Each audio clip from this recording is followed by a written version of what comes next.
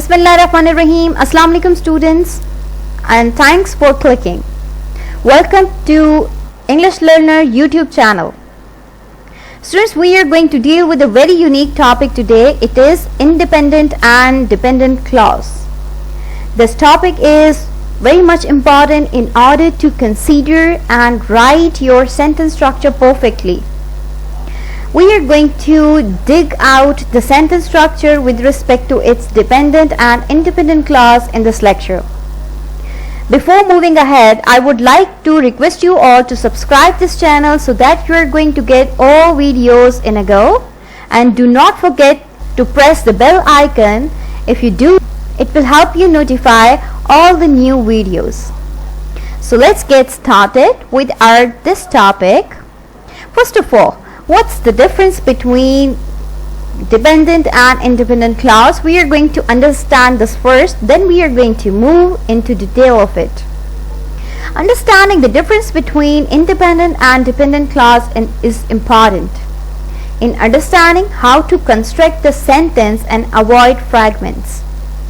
So we should consider the sentence structure in order to just figure it out exactly or appropriately, that what is the dependent part in the sentence and what is the independent part in it.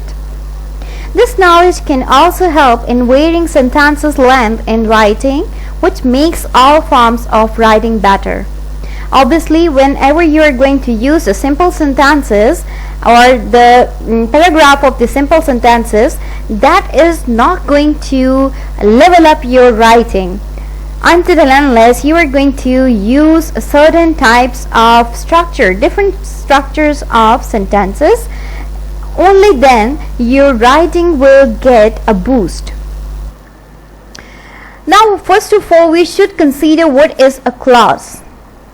So students, a clause is actually a group of related words that contain both a subject and a verb. Let's recall here that what is the simple sentence structure. Simple sentence structure consisted of subject, verb and object. And now we are going to move towards the clause. We are going to relate the sentence structure to the clause in order to get the concept. So students, clause is actually the group of the sentence, or you may say that part of a sentence which consists of both the subject and the verb. So it means that we are going to have the noun as well as the form of the verb or any type of the verb in a clause. On the other hand, if a group of related words do not contain the subject or a verb, it means we are dealing with the phrase. Now, phrase is a new term for you people, and that is very contrary to the clause. Both are the part of sentences, either that is a clause or a phrase, but we are going to separate it from the simple sentence structure. If you are going to take the subject and a verb out from the sentence structure, then it means that you have been taken out the clause, and the leaving portion is phrase. Now let's move towards the independent clause. As name implies, the clause which is going to perform its action independently in a sentence structure. Let's dig out its definition. An independent clause is a group of words that can stand on its own as a sentence. It has a subject, a verb, and its complete thought. It is very much obvious, students, whenever we are going to have a subject and a verb in a sentence, then a sentence part or the sentence is going to deliver the complete sense. It is not necessary that we are going to rely on object or the object complement in order to deliver our meaning. But the complete meaning can be delivered by only with the help of subject and verb. So independent clause is that clause which has its own subject and its own verb. Let's deal with the examples. Example number 1 is he ran. In this example, he is a subject and ran is a verb. Now by just reading out this example, we are just getting the meaning of it. What the sentence trying to convey us is a boy or a man ran. So it means that, notice that while the sentence only contains two words, it is still a complete sentence because it contains one word, a subject, and one word, a predicate. That is also a complete thought. So whenever we are going to have the subject and a verb in a sentence, it means that we are trying to deal with the independent portion of a sentence. Let's deal few more examples related to independent clause. He ran fast. Now in this example, he is a subject, ran is a verb, and fast is actually indicating us that is an adverb, and it is indicating us the meaning of the ran. That how did he ran? He ran fast. Or how did he run? He ran fast. Next is, I was late to work. In this example, we are also having the complete sense as well as a subject in a verb, so it means that it is delivering its complete sense. It is independent clause. Example number 3. The paper does not specify which type of format it must be in. Now over here we have a huge sentence. We have the sentence consisted of many parts of speech here, but we should only focus, in order to recognize independent part, we should have to consider the subject and the verb only, that they are delivering the complete sense. It means then we are probably dealing with independent clause. Next we are going to deal with dependent clause. As name implies, now we are going to deal with something which is going to rely on other part of the sentence in order to complete its meaning. Let's see how it's going to rely on other part of the sentence. A dependent clause is a group of words that also contain a subject and a verb. But there is a difference, that it is not a complete thought. Still having the subject and a verb, but it is not delivering the complete thought. It means that we are dealing with the dependent clause in a sentence structure. Because it is not a complete thought, a dependent clause cannot stand on its own as a sentence. It is dependent on being attached to independent clause to form a sentence. As the name is implying, dependent means it is going to rely on some part of the sentence in order to complete the meaning. So it means that irrespective of having the subject and a verb, it is not going to deliver the complete meaning. Let's see the examples to clear out this concept. Example number 1. Because I woke up late this morning.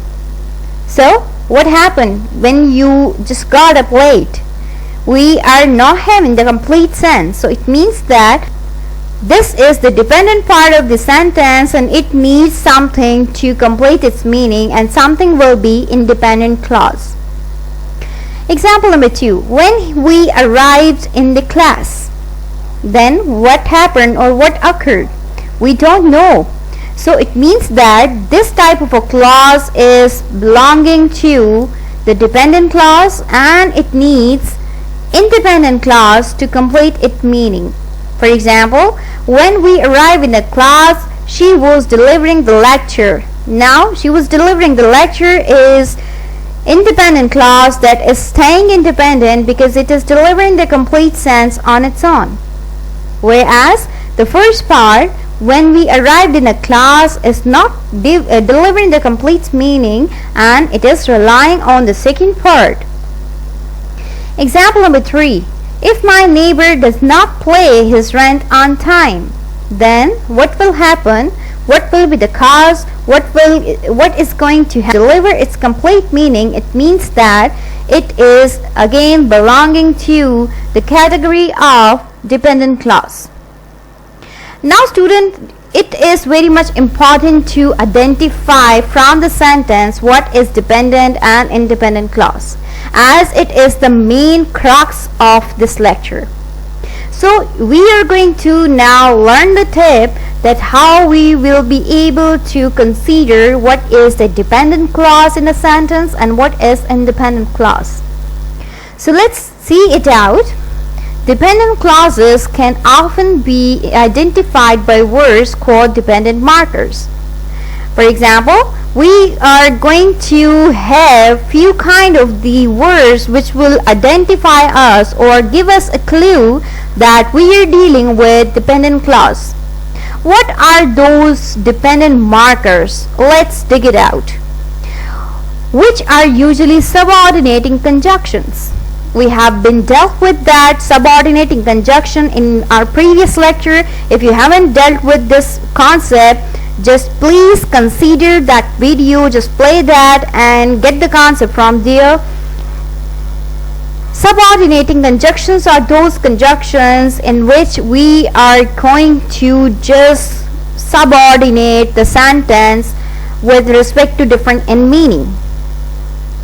So if a clause begins with one of the subordinating words, it is dependent and needs to be attached to independent clause. Now I have been listed here some dependent markers, or you may say that subordinate conjunctions that may include after, as, although, because, before, even, though, if, once, rather than, since, that, and so on. So you all are required to just focus on the concept of subordinate conjunctions in order to get this very easily. Next is tip to remember. It is very much important thing. You should know the tips to deal with the topic that will help you out in the correct recognition of certain things. So the tip to remember this topic is, just because an independent clause can stand on its own doesn't mean it has to. Obviously, it is not necessary that independent clause is always going to stand on its own. For example, one or more independent clauses can be added together to form a compound sentence. We will be dealing the type of sentences in our upcoming lectures, so I will make that thing clear over there also, that what is the composition of compound sentence, the complex sentence, as well as the simple sentences. So this topic is actually the base to many other topics. Well, we should consider that whenever two independent sentences are going to come together in a single sentence, or we are going to consider them as a single sentence, then we are probably dealing with compound sentence. Whereas independent clauses can be added to dependent clause to form a complex sentence. We will be dealing the type of sentences right after this lecture, so please try to have a grip on this topic and do watch our channel so that you're going to get all the videos based on grammatical concepts in easy explanation in a go. Thank you for watching.